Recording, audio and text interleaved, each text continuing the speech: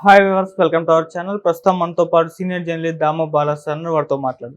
నమస్కారం సార్. నమస్తే. Sir, election commission ఇటు ఏపీ సీఎస్ అండ్ డీజీపీ ఇద్దరిని కూడా వెంటనే రమ్మని చెప్పేసి ఒక కబురు పంపింది సార్. అంటే వీళ్ళిద్దరిపైన సీరియస్ గా ఉన్నట్టు కూడా తెలుస్తుంది. అటు మోదీ గారు కూడా వీళ్ళిద్దరిపైన సీరియస్ గా ఉన్నట్టు చెప్పడం చూస్తున్నాం సార్. అసలు ఎందుకు ఇంత అర్జెంట్ గా రమ్మంటున్నారు? ఏం జరిగిందంటారు సార్? ఎలక్షన్ కమిషన్ ఆంధ్రప్రదేశ్ ఎన్నికల్లో వైలెన్స్ని ఇంత స్థాయిలో జరుగుతుందని ఊహించినట్టుగా లేదు.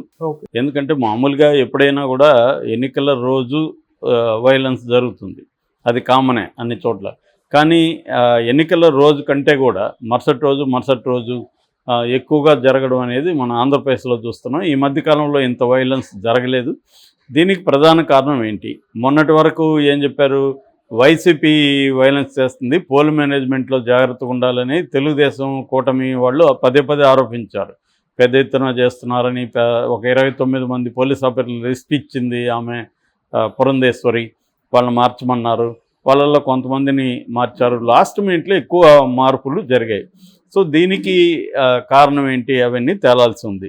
అయితే ఇప్పుడు మోడీ దీని మీద సీరియస్గా ఫోకస్ చేస్తున్నాడని మొన్న చంద్రబాబు పవన్ కళ్యాణ్ కూడా కలిసినప్పుడు దీని మీద చర్చ వచ్చిందని సీరియస్గా ఇప్పుడు తీసుకోవాలని చంద్రబాబు కూడా అప్పీల్ చేశాడు. ఇటు వైసీపీ వాళ్ళు ఉన్న మాజీ మంత్రులు, ఎమ్మెల్యేలు అందరూ కలిసి అక్కడ ప్రెస్ మీట్ పెట్టారు. వాళ్ళు కూడా సీరియస్ ఖండిస్తున్నారు. వాళ్ళ నాని కానీ, రాంబాబు కానీ, జోగి రమేష్ కానీ వీళ్ళందరూ. ఒక్కోసారి ఏంటంటే కొన్ని దెబ్బలు ఎలా ఉంటాయంటే దెబ్బ తగిలినప్పుడు నొప్పి ఉండదు, తర్వాత మెల్లగా దాని ఎఫెక్ట్ తెలుస్తుంది. అది ముఖ్యంగా లో దెబ్బలు అంటారు. పోలీస్ దెబ్బలు అలాగే ఉంటాయి. కొట్టినప్పుడు మనకి నొప్పి తెలియదు, మెల్లగా అది స్టార్ట్ అవుతుంది. అలాంటిది చంద్రబాబు స్ట్రాటజీ అని అంటున్నారు. చంద్రబాబుకి 45 ఏళ్ల రాజకీయ అనుభవం ఉంది. కనీసం ఒక 100 ఎన్నికలు చూసుంటారు ఆయన. సో రెండోది ఏంటంటే ఆయన ముందు నుంచి కూడా ఒక రాజకీయ నాయకుడిగా కంటే ఒక మేనేజర్గా, మేనేజింగ్ థింగ్స్ అంటే వ్యవస్థల్ని, వ్యక్తుల్ని ఎలా మేనేజ్ చేయాలి అనేది ఆయనకి తెలిసినట్టుగా ఎవరికి తెలియదు. ఆయనకున్న అనుభవం దాంట్లో ఇంకెవరికి కూడా లేదు. చాలా లాంగ్ టర్మ్ అంటే విజనరీ అనేదానికి ఆయన నిలువెత్తు నిదర్శనం. ఒక వ్యవస్థలో ఒక మనిషిని ఎక్కడ ప్లాంట్ చేయాలి, ఈ ప్లాంట్ చేస్తే ఎట్లా గ్రో అవుతారు, ఎక్కడికి ఏ వ్యవస్థల్లో మనకి మనుషులు ఉండాలి, తర్వాత ఆల్రెడీ వేరే మనుషులు ఉన్నా కూడా వాళ్ళని ఎలా మేనేజ్ చేయాలి, ఇదంతా ఆయనకి బ్రహ్మాండమైన ఇది ఉంది.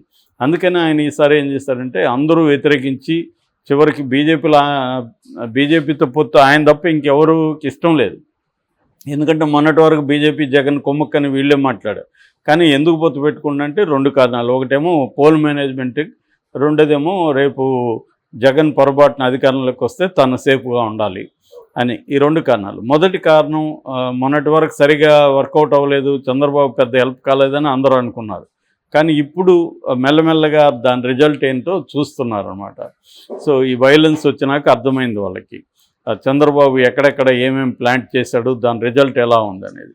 సో చంద్రబాబు ఏంటంటే ఈ ఎన్నికల్లో దేన్ని వదిలిపెట్టలేదు. ఎన్ఆర్ఐల్ని పట్టుకున్నాడు. ఎన్ఆర్ఐలు పెద్ద ఎత్తున దిగారు రంగంలోకి. బీజేపీతో పొత్తు పెట్టుకోవడం వల్ల బీజేపీకి సంబంధించిన అనేక మంది నాయకులు తమ ఫోల్డ్లోకి వచ్చారు. ఎవరెవరికి ఏం అవసరాలు ఉన్నాయో అవన్నీ చూసుకోవడం ద్వారా వచ్చారు. ఎలక్షన్ కమిషన్ మెల్లగా తన ఫోల్డ్లోకి వచ్చింది. ప్రత్యేక అధికారిగా దీపక్ మిశ్రా అనే ఒక రిటైర్డ్ ఐపీఎస్ ఆఫీసర్ని తీసుకున్నారు. ఆయన ఇక్కడ సుజనాథ్ చౌదరికి దగ్గర వ్యక్తి విష్ణువర్ధన్ రావు అని, ఆయన క్లోజు. సో ఆయన ద్వారా పావులు గదిపారు. విష్ణువర్ధన్ రావు ఒక పార్టీ ఇస్తే ఈయన్ని వెళ్ళారు, దీపక్ మిశ్రా వెళ్ళాడు. ఆ తర్వాత మొత్తం మారిపోయింది. ఆ పార్టీలో తెలుగుదేశం వాళ్ళు ఆయనతో ఏం డీల్ కుదుర్చుకున్నారో తెలియదు. కానీ అక్కడ ఒక లిస్ట్ ఇచ్చారు, ఈ ఏరియాలో ఈ పోలీసులను మార్చండి అని. దాంతో ఓవర్ నైట్ మార్చేస్తారు. ఒక్క తిరుపతి జిల్లాలోనే 5 మంది సిఐలను మార్చారు. సో ఇదంతా కూడా వైసీపీ వాళ్ళు చెప్పింది నేను చెప్తున్నాను. మనకి వేరే రకమైన సోర్స్ ఏం లేదు. వైసీపీ వాళ్ళు ఇప్పుడు మేల్కొని ఇప్పుడు చెప్తున్నారు వాళ్ళు ఇవన్నీ కూడా. అంటే వాళ్ళ సోర్సెస్ ద్వారా మొత్తం సమాచారం సేకరించి చంద్రబాబు ఏమేమి చేశాడు, దాని ఫలితాలు ఏంటనేది వాళ్ళు నిన్న చెప్పారనమాట. సో దాని ద్వారా దీపక్ మిశ్రా ద్వారా వాళ్ళు ఏం చేశారంటే తాము అంటే వైసీపీ ఎక్కడ స్ట్రాంగ్గా ఉంటే అక్కడ ఎక్కువ పోలీసులను పెట్టడం, అక్కడ తమకు అనుకూలమైన పోలీస్ ఆఫీసర్లను తెచ్చుకోవడం, తెలుగుదేశం స్ట్రాంగ్గా ఉన్న చోట అసలు పోలీసుల్ని ఎక్కడ గస్తీకి పెట్టకుండా ఉండడం, ఇది వాళ్ళు అమలు చేసిన వ్యూహం. రెండవ వ్యూహం ఏంటంటే ముందుగా తమ ఓట్లన్నీ కూడా అర్లీ మార్నింగ్ వెళ్ళేట్టుగా ప్లాన్ చేసుకున్నారు స్టేట్ వైడ్గా. ఆ తర్వాత వైసీపీ ఓట్లు వచ్చినప్పుడు అక్కడ అలర్లు క్రియేట్ చేయడం ద్వారా వాళ్ళని భయభ్రాంతం చేసి వాళ్ళు ఓట్లు లేనికుండా చూడడం, ఇది స్ట్రాటజీ ప్రధానంగా. అంటే తమ ఓట్లేమో 100% పడేట్టుగా చూసుకోవడం, వైసీపీ ఓట్లు పడకుండా చూసుకోవడం. దీనికి పోలీస్ వ్యవస్థని, ఎలక్షన్ కమిషన్ని యూజ్ చేసుకోవడం అన్న స్ట్రాటజీని చంద్రబాబు అమలు చేశాడు. ఆయనకున్న అనుభవం రీత్యా ఇదంతా ముందు పకడ్బందీకి ప్లాన్ అయిపోయింది. దీన్ని వైసీపీ వాళ్ళు ముందుగా గ్రహించలేకపోయారు. లేట్ అయ్యి వాళ్ళు రియాక్ట్ అయ్యేసరికి చాలామందిని హౌస్ అరెస్టులు చేయడం జరిగిపోయింది. ఫర్ ఎగ్జాంపుల్ 3 ఎమ్మెల్యేలు పిన్నెల్లి రామకృష్ణారెడ్డి, కాసు మహేశ్వర్ రెడ్డి, గోపిరెడ్డి శ్రీనివాసరెడ్డి, వీళ్ళ 3 హౌస్ అరెస్టులు చేశారు. అట్లాగే ఇంకొంతమంది మీద ఎస్సీ ఎస్టీ అట్రాసిటీస్ ఇలాంటి కేసులు పెట్టేశారు. సో వీళ్ళనేమో హౌస్ అరెస్టులు, వీళ్ళని ఎక్కడికక్కడ కట్టడి చేశారు. తెలుగుదేశం శ్రేణుల్లో ఆల్రెడీ వాళ్ళని కొంత ప్రిపేర్ చేయడం వల్ల వాళ్ళు వైలెన్స్లోకి వెళ్ళారు అనేది ఇప్పుడు వైసీపీ వాళ్ళు చెప్తున్న ఒక నెరేటివ్. సో ఇందులో ఏది నిజమనేది తెలియదు, కానీ ఇటేమో వీళ్ళేమో ఆల్రెడీ అధికార యంత్రాంగం అంతా వాళ్ళ చేతిలోనే కదా ఉంటుంది అధికార పార్టీ దగ్గర, అందుకని వాళ్ళే చేయిస్తూ ఉన్నారని వీళ్ళు చెప్తున్నారు. కానీ ఇక్కడ మార్చిందైతే వాస్తవమే కదా, డీజీపీని కూడా లాస్ట్ మినిట్లో మార్చారు.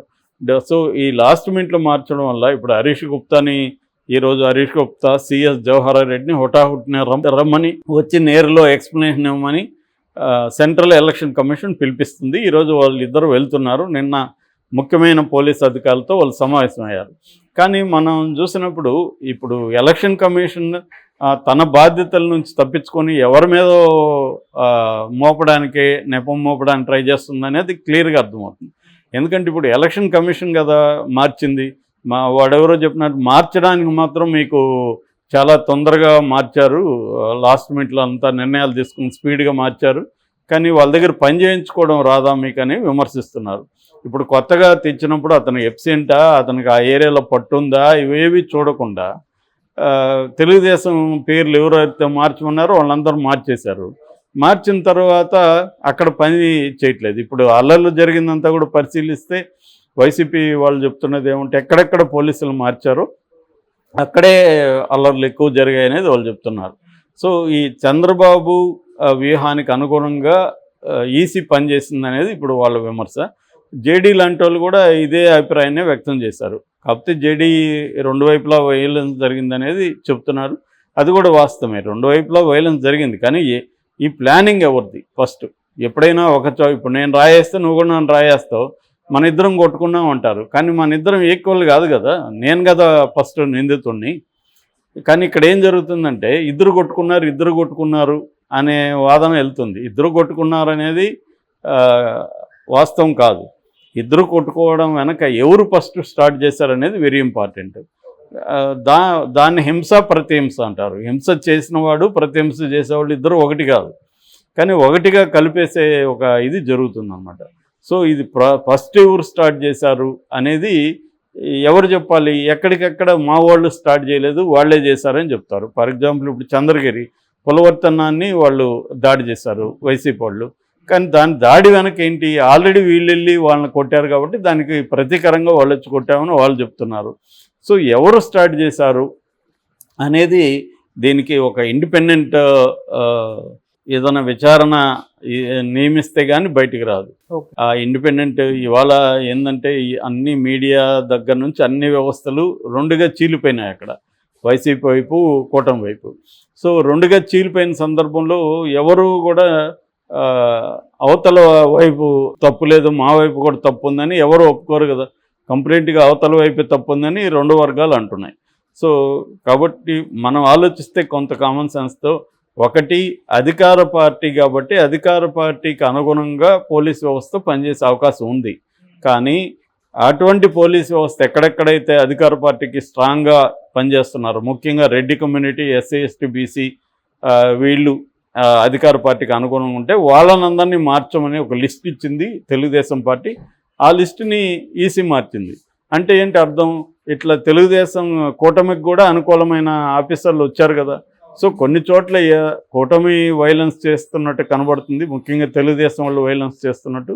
కొన్ని చోట్ల వైసీపీ వాళ్ళు కూడా వైలెన్స్ చేస్తున్నట్టు కనబడుతుంది. ఫర్ ఎగ్జాంపుల్ ఇప్పుడు